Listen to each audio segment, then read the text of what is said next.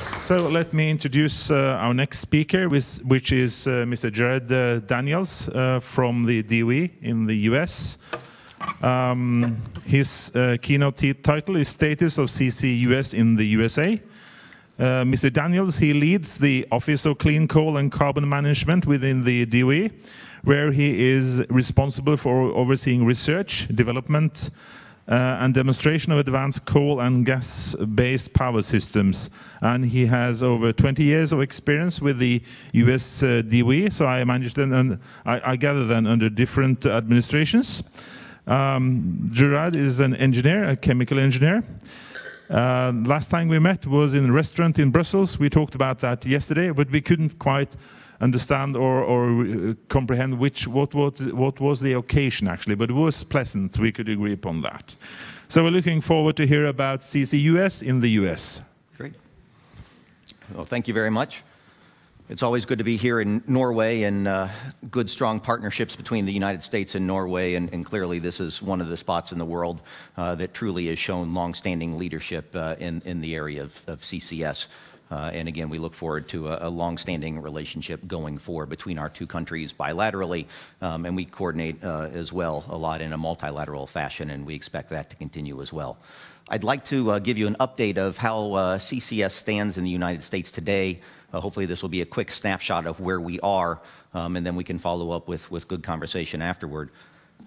Just a premise, everything in an energy sector perspective in the United States is dictated essentially by the prevalence of shale gas and the low price of natural gas, which seems to be a key factor in the United States in terms of the future energy mix and in terms of energy investment at large.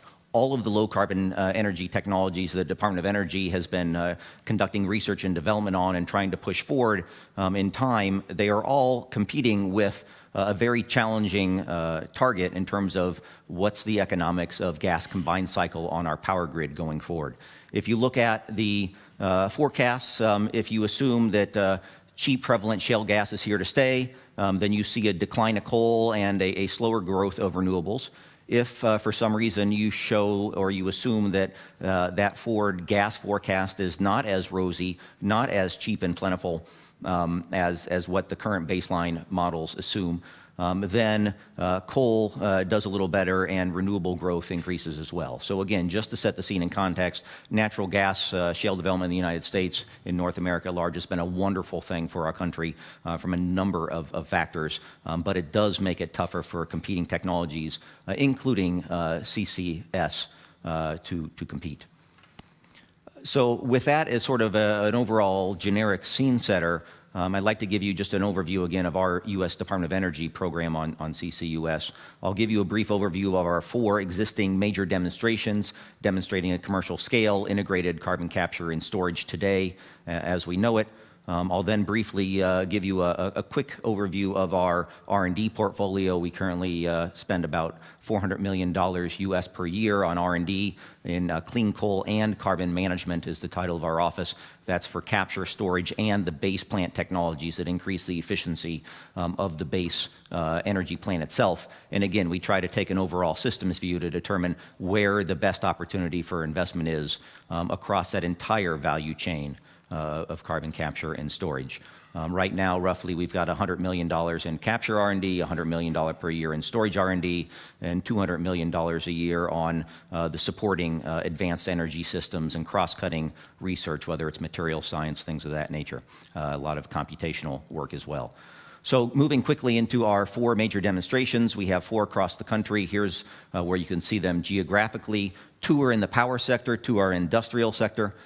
In the power sector, 1 is on a retrofit of a regular coal plant and post-combustion capture system. 1 is on a new gasification-based IGCC CCS unit. And 2 are in the industrial sector as well. So we're trying to do our part in the global quest to stand up large-scale first-mover carbon capture and storage demonstrations. One that was just recently announced, the Secretary, my Energy Minister, Secretary Perry, went and cut the ribbon in April, on April 13th. This is now the world's largest post-combustion capture unit. It's a retrofit, 90% capture from a 240 megawatt equivalent slipstream. It uses Mitsubishi's KM-CDR process for the capture. This is an integrated carbon capture and storage enhanced oil recovery project. It's a joint venture between NRG Equity in the United States, JX Nippon from Japan, and the Department of Energy. It has debt financing from JBIC from Japan, and again, Mitsubishi is the technology provider. This project came in on time, on budget. It's doing good things. It has just captured over 500,000 tons of CO2 since it started up earlier this year. And this is an example, I think, of a business model moving forward that my minister says, you know, you can do good things for business, you can do good things for the environment as well. This makes sense from a business perspective. You capture your carbon at the coal plant, you use it to generate more domestic energy reserves via enhanced oil production, and you lower your overall carbon footprint at the same time. This is something that seems to fit well with the new Trump administration vision of what appropriate space we will go in our CCS program moving forward.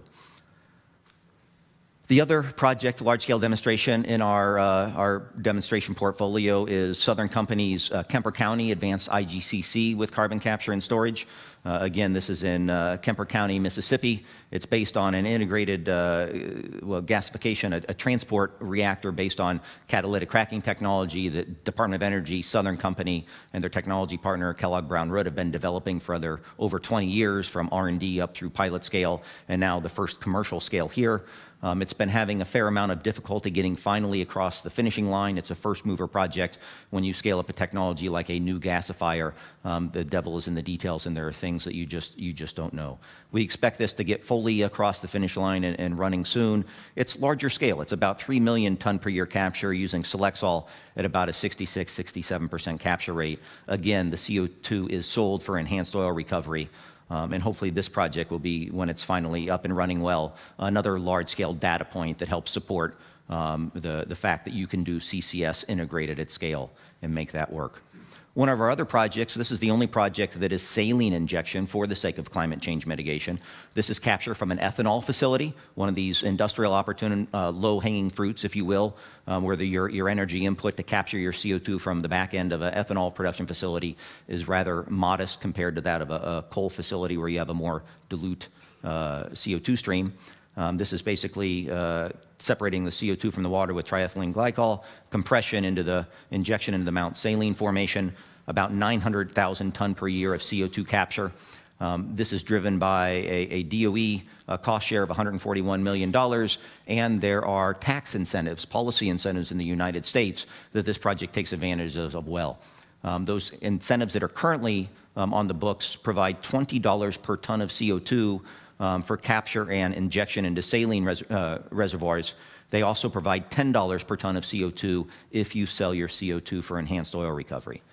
So again, this is in the industrial sector, another one of our large portfolio projects proving you can do CCS integrated at scale. And finally, our last project of these large demonstration projects is Air Products and Chemicals. This has been operating well for several years. It's already put 3 or 4 million tons of CO2 in the ground. Again, it came on budget, on time, and is operating wonderfully well. It uses a vacuum stream absorption technology to capture CO2 from steam methane reformers that are used for hydrogen production. This also sells the CO2 for enhanced oil recovery to make the overall project economics work. So with that, that's just a brief overview of our large portfolio of demonstration projects. Again, the U.S. feels we're trying to do our part to prove that you can do this at scale and to prove out that global data set of large integrated projects. 3 of the 4 are operating wonderfully well, and we hope to get the 4th finally across the finish line very, very soon. In addition to that, just an overview of our R&D, and again, I fully agree with the previous speakers that R&D really supports where we want to go globally as a CCS community. We, of course, are working on a portfolio of options, pre-combustion, post-combustion, and some advanced compression to lower the overall energy costs associated with CCS, solvents, sorbents, membranes, hybrid processes. Many of you know this technology space far better than I do, but our R&D portfolio in the States is very robust in all of these areas. Most of our emphasis is on post-combustion just because that's where most of the opportunities are in the currently installed fleet that are out there. We have a number of pilot scale projects where we've proven a number of promising technologies. And again, looking at second-generation technologies that are on the order of $40 per ton of CO2 capture. We're looking and really focusing on transformational or third-generation technologies that can revolutionize carbon capture and dramatically drive down that cost point, get you somewhere on the $30 US per ton of capture type of cost target performance.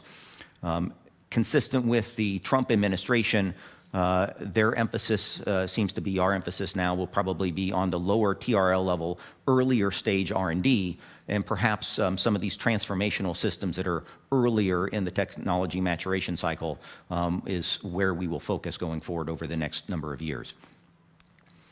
One of the main gems in our program that's been up and running for a number of years is our National Carbon Capture Center. This is our pilot scale test facility where we can test promising technologies on real world flue gas conditions. This partners with Technology Center Mongstad to lead the International Test Center Network. And again, this has been a wonderful place for us to prove out and advance these technologies in the US DOE portfolio. Most of our promising technologies that come through our R&D pipeline go through our National Carbon Capture Center. We've tested more than 40 technologies, 20 post-combustion, over 20 pre-combustion. We've got, I think, over 90,000 hours of testing done at this facility. It's wonderful leverage of an opportunity. And again, we can do many things at scale at this facility in a very economically attractive manner. And again, partnering with good colleagues here in Norway and other countries around the world, this is something that we're very, very proud of. I think all of you are certainly aware of the long time that it takes to advance technologies. Here's just an example of a membrane technology in some of the projects we've had along the way, doing early stage R&D, scaling it up, moving it through our test center, and hopefully finding a way to get this to full-scale operation. This membrane is actually used commercially now for gas separation in some process industries, so a good success story perhaps. But again, it takes a long time to advance these technologies, and we're working to try to accelerate that through really transformational development, seeing what we can do in terms of modeling and simulation to really shorten that time frame it takes to progress the technology readiness level of a lot of the promising capture technologies in our portfolio. We're working with our national laboratories, working with our academic partners and with industry to see what we can do, again, to really use the benefits of today's computational horsepower to really accelerate pushing some of these promising technologies forward and up through the technology levels. In addition to capture, we're also working on a lot of supporting R&D for the overall integrated energy plant or coal plant. Advanced materials, many things in life today are material science limited. And again, we're working on new high temperature materials that allow you to increase the efficiency of your overall base unit that again just helps the integrated economics of that integrated system with carbon capture. Trying to reduce the cycle time to advance these materials is also something of interest to our program that we've been leaning forward in and trying to advance. We're also working on transformational energy technology systems, chemical looping, oxy-combustion, supercritical CO2. A lot of these systems, in theory, have opportunity to increase the Carnot efficiency, the overall cycle efficiency compared to what we have today that's commercially available. But these systems are usually more complex than what we have today. The capital costs are higher, and there's many R&D challenges that would need to be overcome before these can see commercial service. But DOE in our portfolio, again, we're supporting R&D along that technology path to try to advance some of these core technologies that show promise according to our techno-economic analysis and life cycle analysis. We're also interested in industrial capture. We've already heard industrial opportunities for carbon capture, truly some of the low-cost, low-hanging fruit that's out there. We can't get to where we want to be in a 2-degree or less than 2-degree scenario without deep decarbonization, not just from the power sector, but from industrial sectors as well. CCS is one of the only technologies to give you those deep decarbonization opportunities from the carbon-intensive industries. We're studying the opportunities to do our part in the United States as part of our R&D and portfolio, and partnering with colleagues in Norway and Canada and a number of countries around the world to try to advance this research.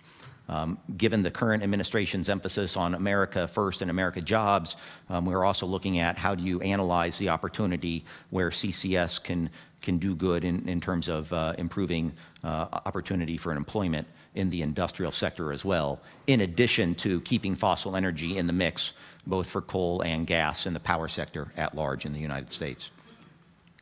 In addition to the capture and the plant technologies, we're also pushing forward in our R&D efforts in storage. I think many of you are well aware of our regional carbon storage partnerships throughout the country. We're writing up our final lessons learned reports by these institutions. Clearly, they've done good work over the last decade. Over 400 entities are involved in these. We've moved from doing small-scale tests to large-scale injections. We've injected over 10 million tons in a number of formations across the states. Truly good work here. This work continues, but will slowly wrap up their current efforts. We're also interested in brine extraction, combining carbon injection with freshwater co-production. Has some good synergies from a techno-economic perspective. You can help drive freshwater production. There's many water-starved areas in the States and globally, Western China and the Middle East, that are very interested in this technology. The economics actually look pretty good, up to a total dissolved solids of around 70,000 ppm, which is about twice the salinity of salt water. And so that's one of the technologies that we're looking at that are applicable in our storage portfolio. We're also looking at unconventional enhanced oil recovery. This is in the residual oil zones, or the ROZs, where there's economic potential to push out more oil and store large amounts of CO2 in the process. That's of interest to us. We're also doing a little bit in terms of offshore storage. It's not as much as a core focus here as in Europe and North Sea, but that does have interest in the United States context, and our program is going there as well. And then our Carbon Safe program is looking at trying to do the due diligence and improving out really commercial scale storage opportunities, 50 million ton size of subsurface storage opportunities, and trying to do the upfront data gathering and analysis to pave the way forward for that, should that occur in our future. We're also looking at advancing storage technology R&D, monitoring, verification, risk assessment. One of our core focuses here is on induced seismicity and what science we can bring to bear to better understand that phenomena and find a very good path going forward. Wellbore leakage and interaction between CO2 and cements and seals, all part of our overall storage R&D portfolio, and I'll be happy to talk about that more. We're very much also interested in CO2 infrastructure. Right now, the United States probably leads the world in terms of moving CO2 around, using it for enhanced oil recovery. We've been doing that for about 40 or 50 years, but primarily down in the Permian Basin in Texas.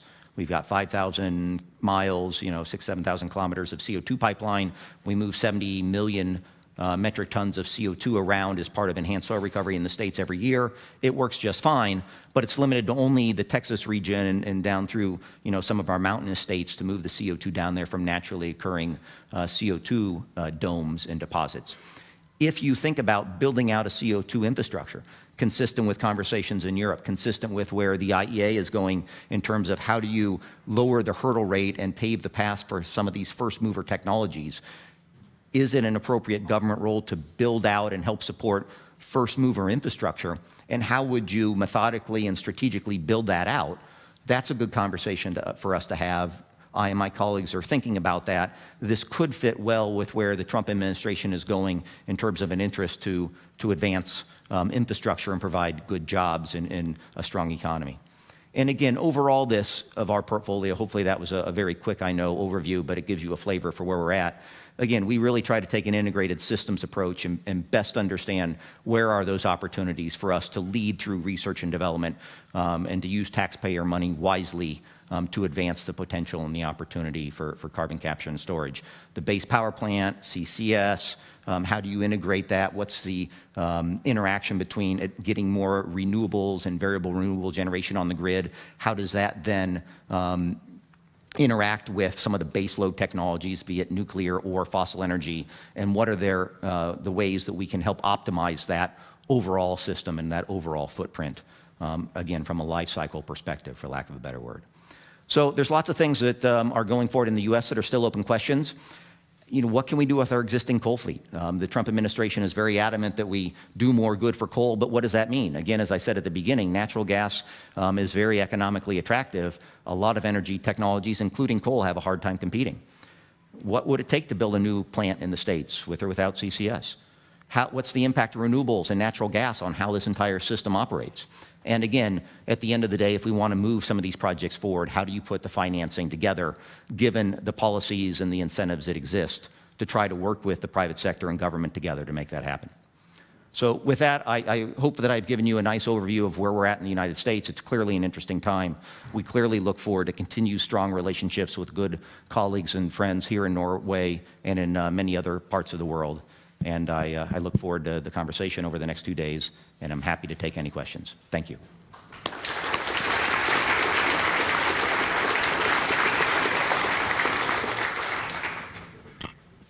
Thank you very much. Are there any questions to Mr. Daniels or Jarad? There is one.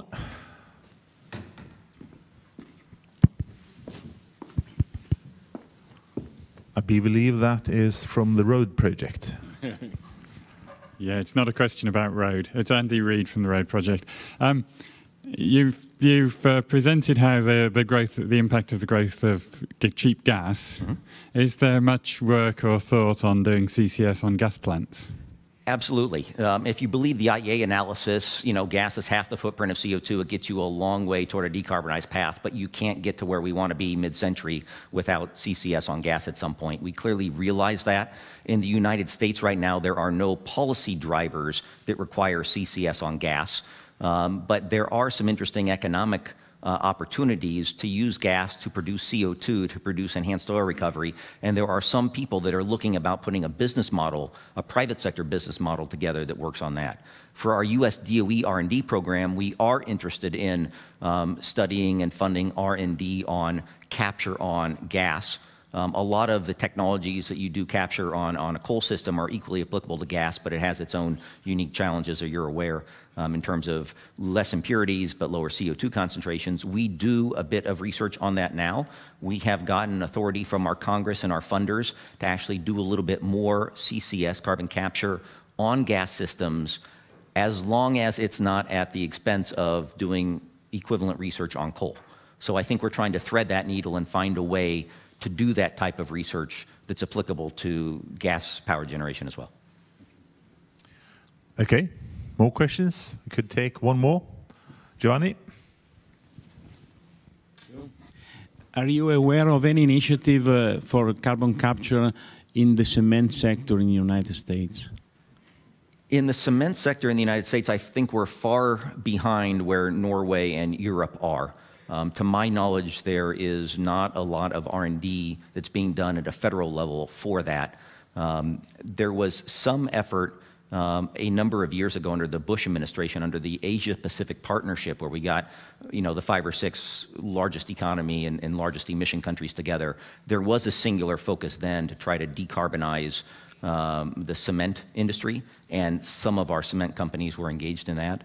But at this current moment, there is no concerted R&D effort that I'm aware of in the DOE portfolio to look at that. We all know it's an interest. We all know that it has to be part of that solution set going forward because our societies are still going to use concrete and steel, but that's not currently in our portfolio.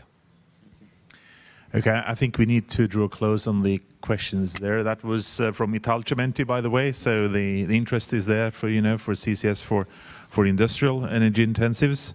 So again, a small token of appreciation. This is excellent. This is great for going hiking, and I know you've been hiking here actually. Exactly. You've been up to Biomarka. Exactly. Brought your hiking shoes. Yes, and now I can bring my hiking shoes in this. Yes. Excellent. Coffee or tea. Excellent. Thank you. Thank you.